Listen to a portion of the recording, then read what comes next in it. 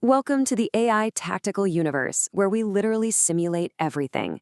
Today, we're jumping right into a brand new explainer, pitting two absolute masters of improvised judgment against each other, Jason Bourne and Ethan Hunt.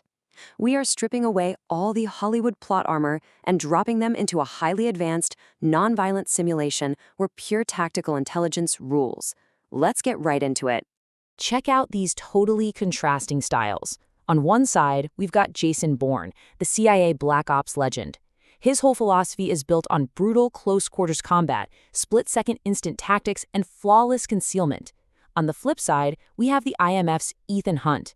He's the ultimate crisis response specialist, bringing high-altitude infiltration, incredible equipment utilization, and just absolute top-tier mobility to the table. Now, as you watch this 3D map rotate, you can see the incredibly complex terrain we're dropping them into. It's a mix of forest, ridge, and ruins, and every single topological choice here is going to directly dictate their survival strategy. The high ridge gives a massive vision advantage. The forest, perfect for deep, unpredictable concealment. And right in the middle, those ruins are the ultimate arena for a psychological, close-quarters showdown. Right off the bat, in the initial deployment, their tactical DNA just shines. Bourne immediately vanishes into the deep forest, blending in so perfectly, he's minimizing even the rustling of the leaves. He's leaving zero trace. Meanwhile, Hunt shoots straight for the ridge. He uses that high vantage point to aggressively scan the geometry of the battlefield and mathematically map out any blind spots. Let's break down how this plays out. It starts with a tense exploration phase, Bourne moving silently through the woods while Hunt uses his gear to scan. Then, boom, the first engagement. Bourne launches a lightning-fast ambush from the forest's edge, but Hunt rapidly descends from the ridge, using his grapple equipment to flawlessly dodge it. This instantly triggers a brilliant psychological chess match. Bourne actually leaves fake tracks on purpose to try and control Hunt's path, but Hunt sees right through the trap and immediately flanks around the opposite way. And that brings us to the final engagement. Both fighters are entering their ultimate kill zones. Bourne is waiting dead still in the deep shadows of the ruins, perfectly prepped for his signature close-quarters combat. Hunt, on the other hand, is approaching from a blind spot just below the ridge, using his mobility to secure the absolute perfect firing angle. They are on a direct collision course.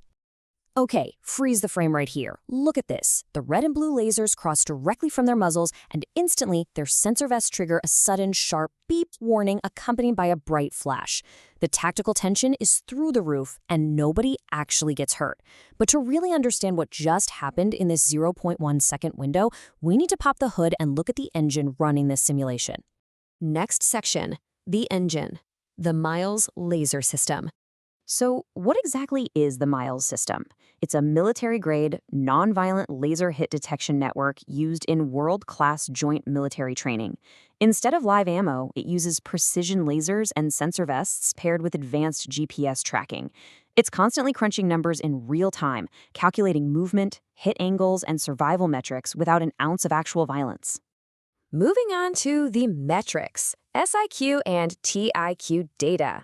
To truly analyze this matchup impartially, we use SIQ, or Survival Intelligence Quotient.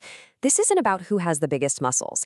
It's a comprehensive metric evaluating an individual's ability to adapt, maintain psychological resilience, and make strategic judgments in incredibly extreme, unpredictable environments. It is literally a measure of cognitive adaptation.